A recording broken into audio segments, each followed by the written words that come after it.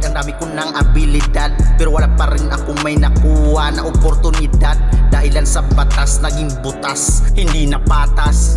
Yan ba ang sabihin ni Judge na sa korte ay patas? Bakit pag mahirap kinukulong agad? Bakit pag mayaman, bakit pinapalaya nyo agad? Huwag nyong isagad sa huli ang pagsisisi at pagsingiligan. Kaya magbago na kayo sa inyong mga pananaw. Baka kayo'y hatulan ng ating ama na lagi lang sa ating nakatanaw. At baka balang araw kayo ay maaga pang pumanaw. Ang mali ay naging tama, ang tama naging mali dahil sa pagsamba sa salapi. Kahit maraming nasawi dahil sa ginagawa ninyong mali. Harap-harapan kami pakinabangan, kayo naman ang nagpakatamasa sa kayamanan. Paano namin tiisin kung kayo naman ang nakaupo ang naging salarin? Yung salarin, di ba dapat kayo ang aming sandalan pagdating sa kahirapan?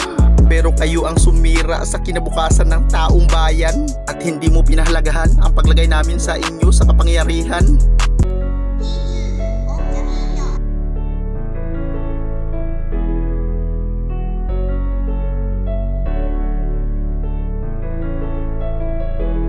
Humingi na tayo ng kapatawaran, dumidilim na ang kalangitan dahil sa ginagawang kasamaan.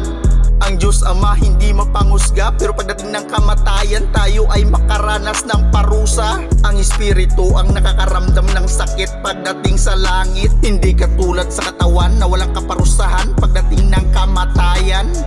Bakit kayo sumusunod sa librong batas na puno naman ng kasinungalingan at maraming nahatulan na wala naman kasalanan?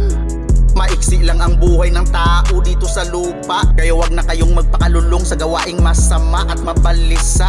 Ang Diyos Ama na lang ang bahala kung sino ang may sala.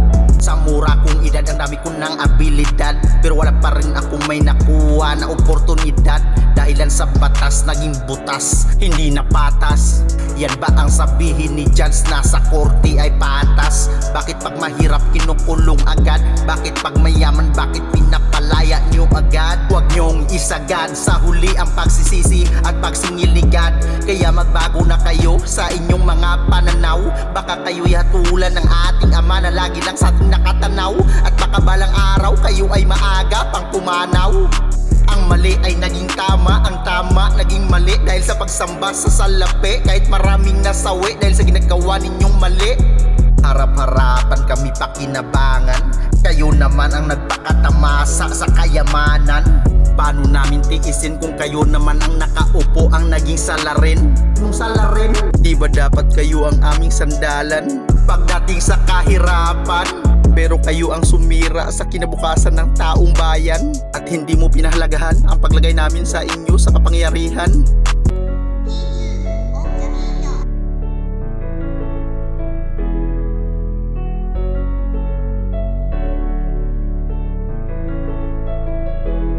Humingi na tayo ng kapatawaran, dumidilim na ang kalangitan dahil sa ginagawang kasamaan.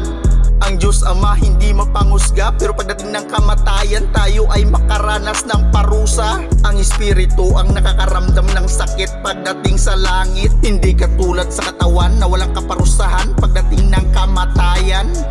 Bakit kayo sumusunod sa librong batas na puno naman ng kasinungalingan at maraming nahatulan na wala naman kasalanan? Maiksi lang ang buhay ng tao dito sa lupa, kaya wag na kayong magpakalulong sa gawaing masama at mabalisa. Ang Diyos Ama na lang ang bahala kung sino ang may sala.